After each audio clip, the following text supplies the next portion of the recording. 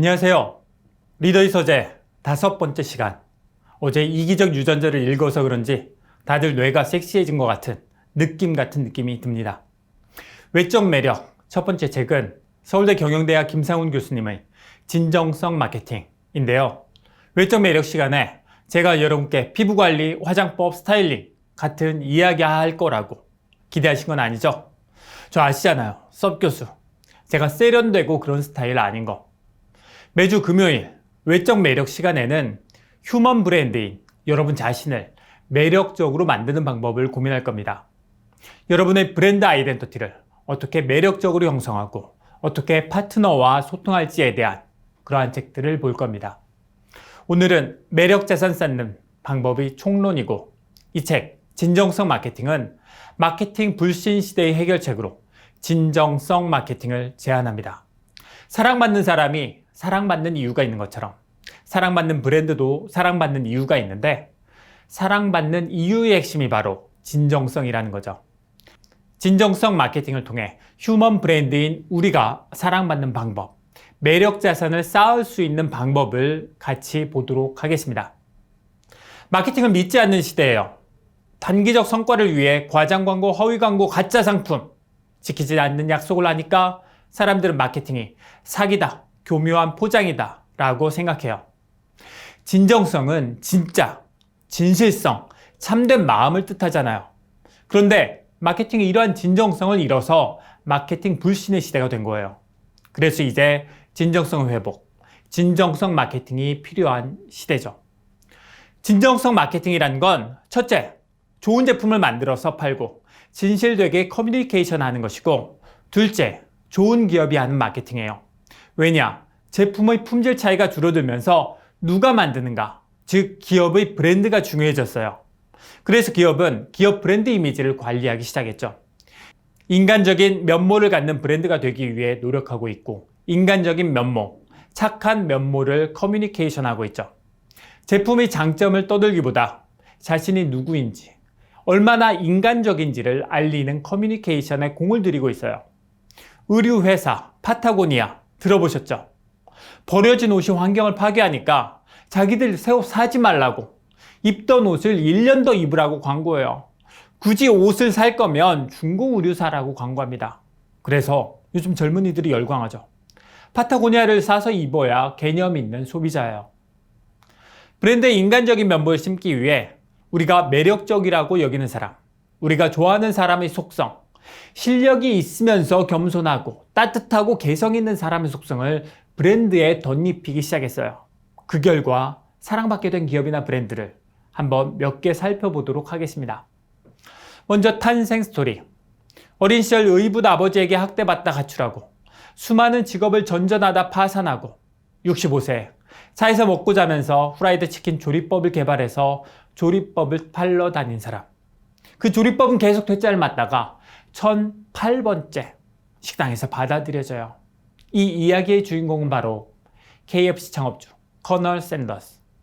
이 스토리 때문에 이 할아버지가 달라 보이고 KFC 치킨이 더 맛있게 느껴지죠. 스토리 덕에 그 브랜드가 살아 숨쉬는 인간이 되고 더 매력적으로 보이기 시작하죠. 스토리가 있어야 특별해져요.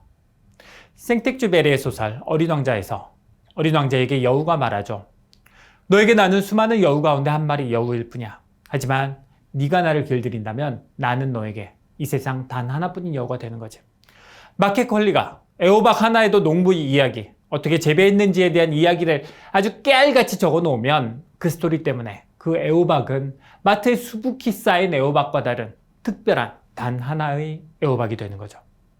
여러분도 스토리를 만드셔야 돼요. 지난 A7070 소비자와 가까워진 70강 가운데 68강에서 제가 말씀드렸던 날개 없다 그래서 뛰는 거다의 저자 김도윤 대표처럼 극적인 스토리보다 우리 가슴에 와닿는 그런 스토리를 여러분도 만드시기 바랍니다. 퍼스널러티, 겸손하고 정직한 브랜드. 코로나 맥주가 미국에 진출했을 때 병에 담긴 맥주의 양이 다 달랐어요. 그래서 경쟁자인 버드와이저가 놀렸죠. 이에 대해 코로나는 답해요. 병마다 맥주 양이 다른 게 바로 멕시코의 여유와 낭만이라고. 이렇게 약점을 쿨하게 인정하는 솔직함에서 한 발 더 나아가 유머를 통해 단점을 장점으로 승화시킨 거죠. 거물급 여성 국회의원 두 분이 서울시장 선거에 앞서 아내의 맛에 출연했죠. 왜? 따뜻한 이미지를 얻고 싶어서. 민낯까지 드러나는 리얼 일상을 공개하죠. 인간미 넘치는 면모를 보이고 싶어서. 우리 누구나 단점이 있고 실수도 해요. 다행인 건 완벽하고 잘난 체 하는 사람보다 우리처럼 부족해도 솔직한 사람을 좋아한다는 거죠. 쉽지 않지만 여러분의 실수를 인정하고 약점을 인정할 때 여러분은 인간미를 얻고 매력적인 사람이 되죠.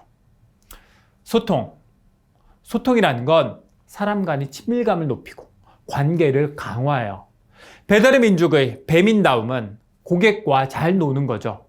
치킨에 대한 이행시, 탕수육에 대한 삼행시를 비롯해 고객과 재미있는 소통을 끊임없이 추구해요. 유머라는 건 사람의 마음의 문을 열잖아요.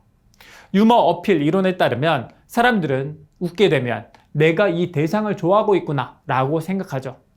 좋아서 웃는 게 아니라 웃으니까 좋아진다. 그런데 여기서 문제는 이야기거리가 없으면 어떡하죠? 미슐랭 가이드 아시죠? 이걸 미쉐린 타이어가 만든 이유는 뭔지 아세요? 미쉐린은 미국식 발음이고 미슐랭은 프랑스식 발음인데 미쉐린 타이어는 사람들이 타이어에 대한 얘기를 하길 원했어요. 그런데 아무도 타이어에 대한 얘기를 하지 않아요. 그래서 고민 끝에 만든 건 이동 문화에 대한, 즉 여행에 대한 가이드가 되기로 한 거죠. 그래서 지도, 호텔, 레스토랑 정보를 담은 미슐랭 가이드를 만들어요. 왜냐?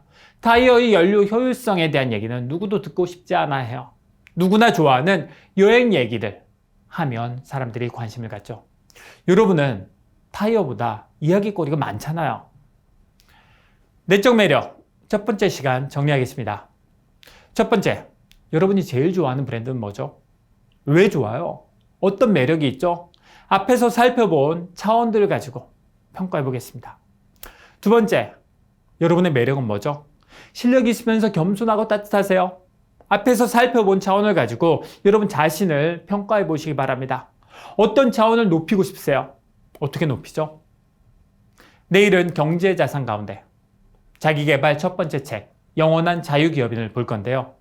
이 책에 대해 강의를 한다는 건 여러분 앞에서 저희 독서력을 테스트 받는 거죠.